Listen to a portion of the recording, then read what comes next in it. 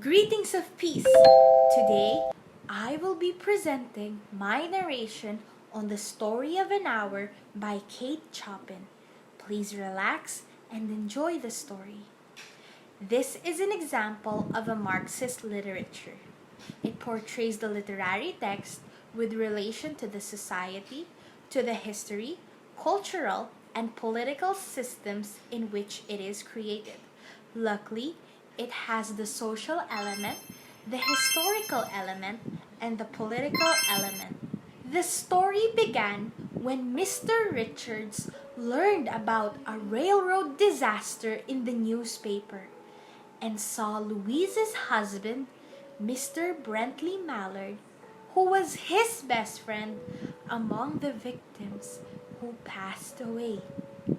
Since Mrs. Louise Mallard had been suffering from heart trouble, she must be cautiously informed. Her sister, Josephine, who was also Mr. Richard's wife, informed her of the deplorable news. Louise began sobbing and ran upstairs to be alone in her room. Louise stared beyond the window. She saw trees and smelled the approaching rain. She heard someone singing as well as the sound of sparrows.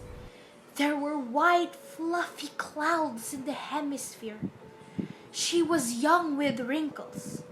She gazed into the distance, still sobbing. She felt apprehensive and tried to suppress that building emotions within her, but she couldn't. Her heart beats quickly and she feels warm. She begins to chant the word free with her blaring voice. Free, free, free. Louise was aware that she'll sob again when she meets her beloved husband's corpse. Mr. Mallard loved her so tenderly, and he always looked at her with eyes so lovingly. On the other hand, she thought of the years ahead.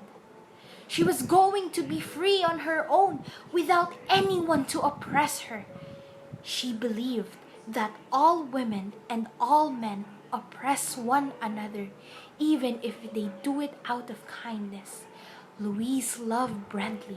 However, she felt ecstatic with her newfound independence. Josephine came banging on the door. She perturbed about Louise. Louise howled at her and obliged her to go away. As she stayed in the room, fantasizing about the coming years of her freedom, suddenly, Louise had the instinct to open the door. Then she and Josephine went downstairs. Richards was waiting for them. The front door unexpectedly opened. Brentley came in. He was impeccably fine, with no signs of coming from an accident. Josephine screamed and tried to block Louise from seeing him. Louise collapsed, and when the doctors came, she was pronounced dead of a heart attack brought about by happiness.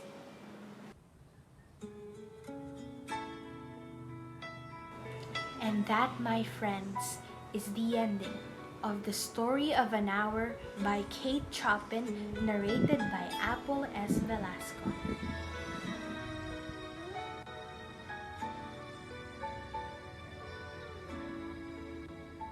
I've spent half my life looking for the reasons things must change.